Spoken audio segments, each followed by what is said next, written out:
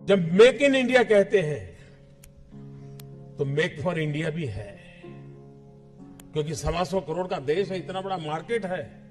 लेकिन स्टार्टअप का मतलब ये तो नहीं है कि हर किसी के पास $1 बिलियन का काम हो रहा है और 2000 लोग काम करें, जरूरी नहीं है। 5 लोगों को भी अगर मैं रोजगार देता हूं तो मेरा स्टार्टअप मेरे देश को आगे बढ़ा रहा है।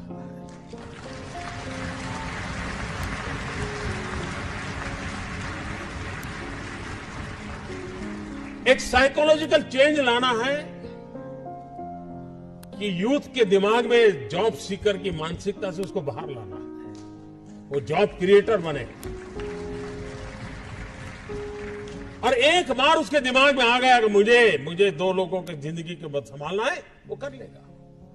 ये काम आप नौजवानों के दिमाग से हो सकता है। और इसलिए मैं जब कहता हूं स्टार्टअप इंडिया, तो मैं मान के चलता हूं स्टैंड अप इंडिया। इसके लिए मुझे अलग सोच करने की जरूरत नहीं है।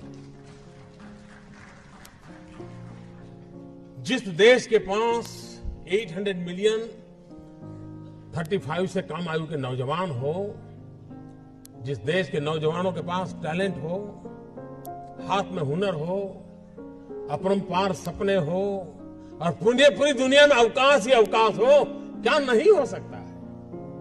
मानव जात के लिए चुनौती आवश्यक है, क्योंकि सरफरे लोग तो हैं जो तबाही करने पर तुले हुए हैं। लेकिन हम मानवता को बचा भी तो सकते हैं। हमारे पास इस प्रकार के लोग हैं। और ये भी सही है, भारत के पास मिलियन प्रॉब्लम है, कोई इनकार नहीं कर सकता है। लेकिन एट द सेम टाइम मुझे इस बात का भरोसा भी है कि बिलियन माइंड भी है। अगर मिलियन प्रॉब्लम है तो बिलियन माइंड भी तो हमारे देश में है। हर स्टार्टअप के पीछे कोई न कोई समस्या के समाधान का इरादा रहना चाहिए।